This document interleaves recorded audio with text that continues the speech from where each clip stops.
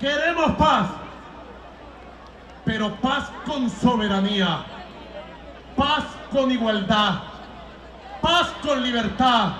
No queremos la paz de los esclavos, ni queremos la paz de las colonias. Colonia, nunca. Esclavos, jamás. Libertad, república, paz con dignidad. Esa es la paz. Venezuelan President Nicolas Maduro is confronting one of his toughest diplomatic moments in years, as political winds across Latin America shift sharply against him, even while Washington escalates its military presence in the Caribbean. According to CNN, Maduro lost two long-standing allies within days, Honduras and St. Vincent and the Grenadines. In Honduras, preliminary election counts show ruling party hopeful Rixi Moncada relegated to a distant third place, leaving the field to two right-leaning contenders, Salvador Nasrallah and Najri Asfora, the latter recently endorsed by U.S. President Donald Trump per local authorities. In St. Vincent, Prime Minister Ralph Gonsalves, a vocal Maduro supporter for nearly 25 years, was defeated by center-right challenger Godwin Friday, whose party secured an overwhelming parliamentary win. CNN notes that these back-to-back political upsets reflect a broader regional retreat from Chavismo, the populist movement founded by Hugo Chavez and carried on by Maduro. Even left-leaning governments in Brazil, Chile, Mexico, and Colombia have kept Maduro at arm's length since Venezuela's disputed 2024 elections. Colombian President Gustavo Petro, who once restored ties with Caracas, recently told CNN that Maduro suffers from a lack of democracy and dialogue, distancing himself without fully echoing U.S. claims linking Maduro to drug trafficking. The cooling of relations goes beyond Colombia. Argentina's shift to the right under President Javier Milei has nearly severed diplomatic channels with Caracas. Other nations, Ecuador, El Salvador, Bolivia, have also moved politically away from Maduro in recent years. Even traditional ties with Brazil remain far weaker today than during earlier Lula-era administrations. If tensions in the Caribbean escalate further, CNN warns that Venezuela would be left with only two predictable allies, Cuba and Nicaragua, neither capable of meaningful military support.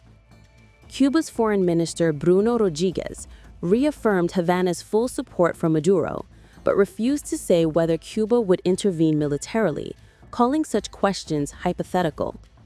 Nicaragua's President Daniel Ortega, while condemning the U.S. naval buildup, has offered no concrete assistance. The U.S., meanwhile, has deployed over a dozen warships and roughly 15,000 troops under Operation Southern Spear, CNN reports, and Trump met senior officials on Monday to finalize next steps on Venezuela. Yo les juro a ustedes lealtad absoluta hasta más allá de los tiempos que podamos nosotros vivir esta historia hermosa y heroica. Maduro, however, is publicly unfazed. In a weekend speech reported by CNN, he portrayed Venezuela as a nation hardened by sanctions, threats, and blockades, insisting the country would stand firm. U.S. President Donald Trump also held high-level talks with his national security advisors on Monday as Washington weighed its next moves toward Venezuela, according to multiple U.S. media outlets.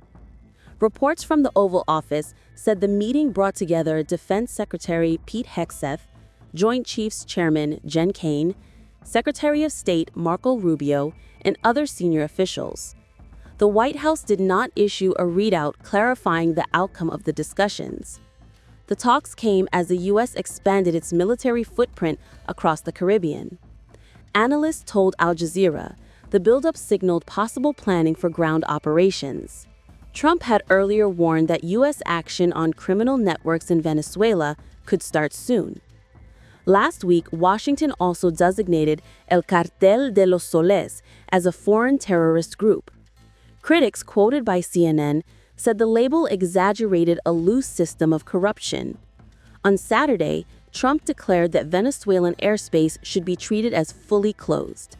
Asked later by reporters, he insisted the order should not be overinterpreted. The administration also faced scrutiny over 2 lethal strikes on suspected smugglers. Leaders on Capitol Hill said they would intensify oversight of the operations. The Washington Post reported that Defense Secretary Hegseth gave a verbal kill order. CNN said a second strike was launched after survivors were spotted in the water. A Venezuela no la va a detener ninguna guerra psicológica. Los derrotamos en la guerra psicológica y en la guerra económica.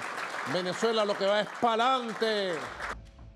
Diplomats speaking anonymously to CNN said Maduro is preparing for negotiations, but will not give up any card unless forced, believing the U.S. may be bluffing given American reluctance toward foreign interventions.